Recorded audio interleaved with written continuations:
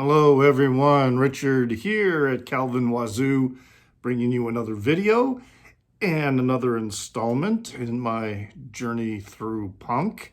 This is part 3, and this is about the era in which I was no longer punk adjacent. I was very much punk aware, and that awareness began with a film.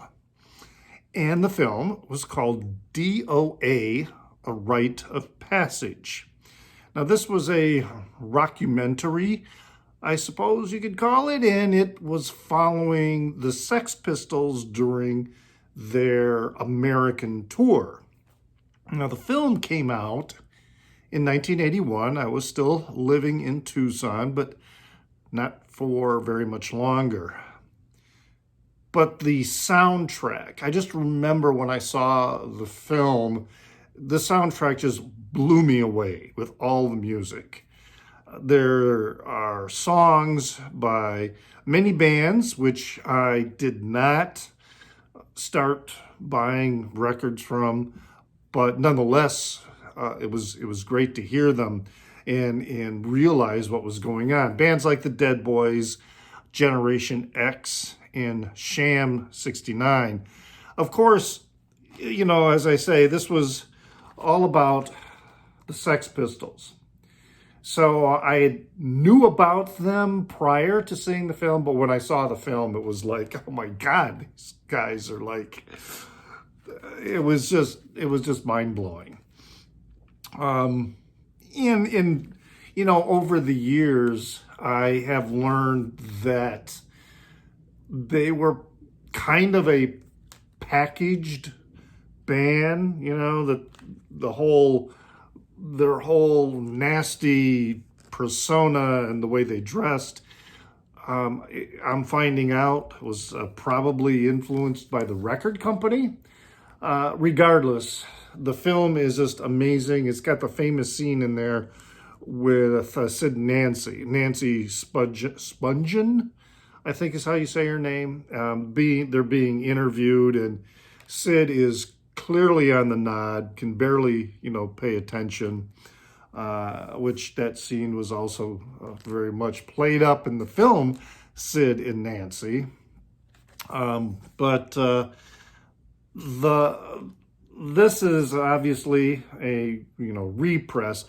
A lot of these albums I'm going to talk about, you know, I had back then, but, you know, later on in the 90s when CDs were coming out, you know, I've told this story before, how I basically got rid of all my vinyl because it was, I was moving around so much, it was just too much to carry. So, yeah, you know, I don't have these originals anymore, but many of them I did have. But other bands, too, that I do have and had music from that were in the film that I really dug, one of them was Xray Specs.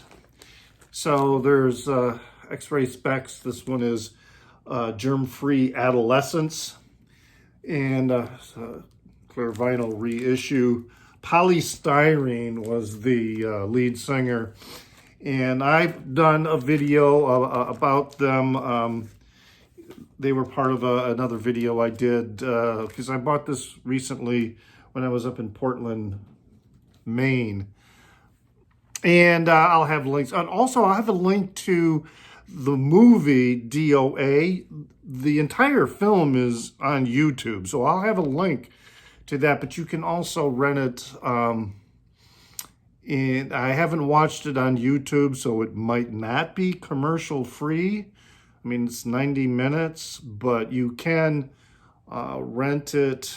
I rented it, I think it was on Amazon Prime. Now I can't remember which one it was, if it was Netflix or Amazon Prime. Regardless, it is definitely a very cool movie about the whole scene.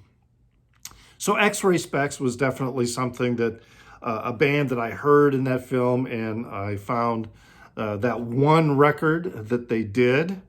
And then also, it was like I heard another Iggy Pop, Lust for Life.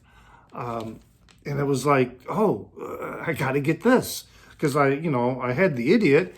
And then I had to get, this one. And this one is just an incredible one. Here comes Johnny Yan again with the liquor and drugs in the sex machine.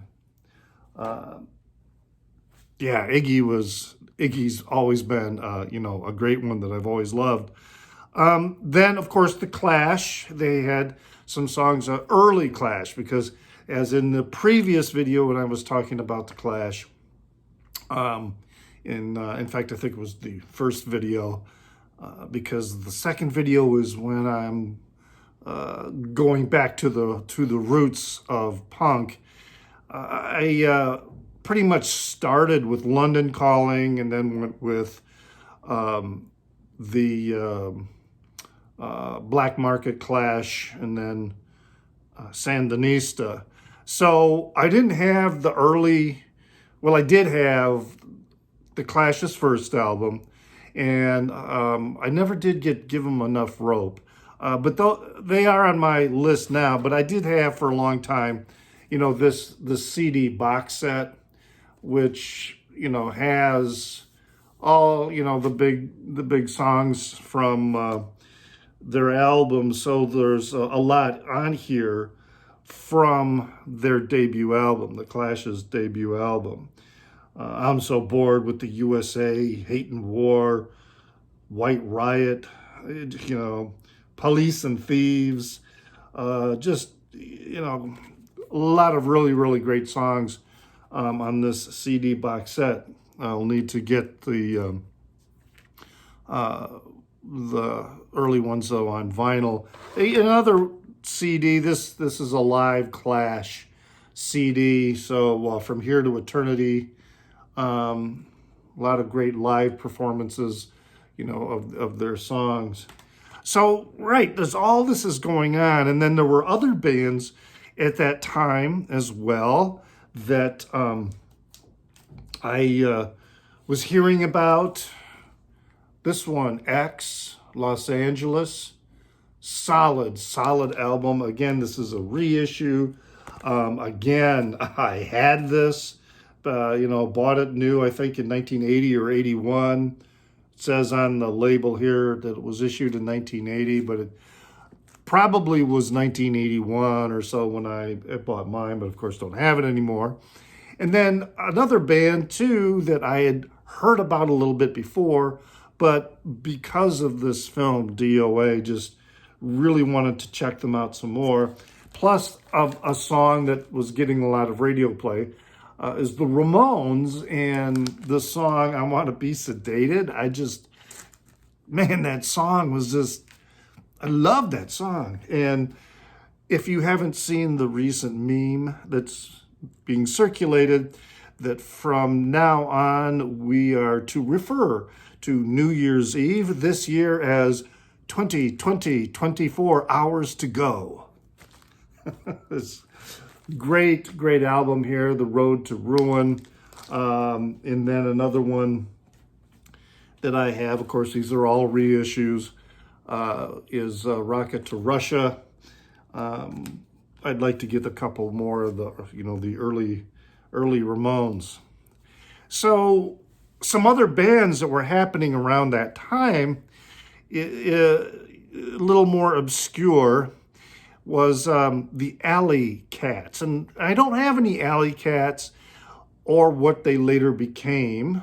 They reincarnated under a different name. But the Alley Cats, I saw them by accident, you might say. There was a bar in Tucson called Night Train, formerly known as Choo Choo's. And it was part of at least two circuits of bands, that would be touring the country and doing shows in different bars.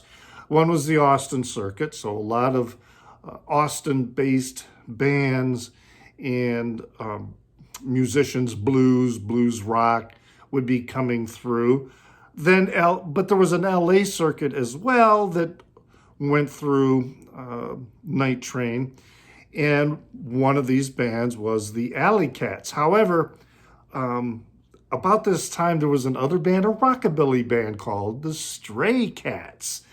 And a friend of mine was like, oh man, the Alley Cats are going to be, well, he had the name mixed up. He was thinking the Stray Cats. And so anyway, we went to the show at Night Train. And when the band came out on stage, you know, these three people who looked like they were about at death's door, the girl playing bass, and then a guy on guitar and a guy on drums. The guy on drums really did look like a cadaver. And then they started playing this hardcore punk. And we were anticipating, you know, the Stray Cats. So our initial reaction in listening to this band was very negative.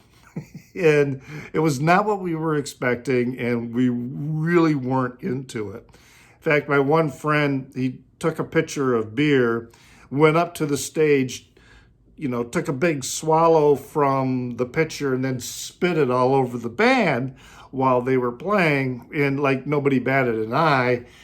And then he came back to the table and he was like, man, I think, or no, actually it was the girl that was with us. I think she said, man, I think those guys thought you were like paying them a compliment when you did that, because really it didn't faze them one bit. So many years, and I have some videos, links to videos of the Alley Cats. You should listen to them. I have re-listened to them and I like them. Definitely, I was just not in the right headspace to be listening to it back then in that bar. Then they also became, they changed names and became the Zarkons. I'll have a link to a video for that as well. Good stuff. Definitely something that you want to check out. And also about this time while I was living in Tucson, I became aware, didn't buy any records, but I became aware of Black Flag. They were getting some radio play on a couple of the Tucson stations. So this was this very short period, about 1980, 81, and then by 82, I was gone. And so this short, intense flourish of access and awareness to punk rock, punk music, just mind-blowing. Was, as I said, very short and intense, because by 1982, 83, I had moved from Tucson and got a job at this private school in the mountains of New Mexico. And during that time, I was pretty isolated from what was going on musically.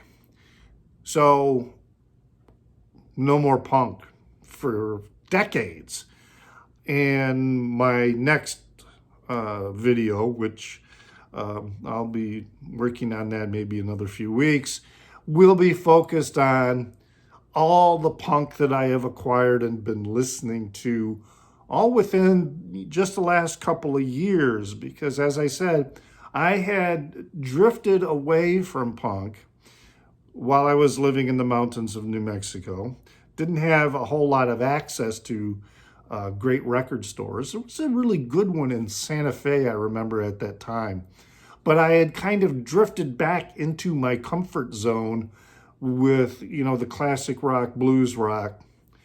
But also I was really enjoying the new wave music. At that time, you know, started listening to the Violent Femmes and, you know, a lot of other new wave bands that were on the radio.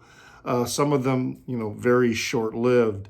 But I had definitely drifted away from punk once I moved away from Tucson, and it was many decades before I re-immersed myself into the punk scene.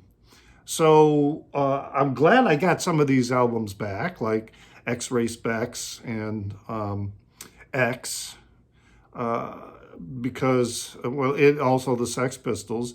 It is, kind of a grind when I think back that, gee, I had these records. I had the original ones, and I tend to keep pretty good care of my records. So they'd be worth a pretty penny today. Many of them anyway, not all of them though. I hope you enjoyed that. Please share any punk stories you may have. Check out the videos that I will have linked in the description. And please remember to pray for the people inside your head, for they won't be there when you're dead.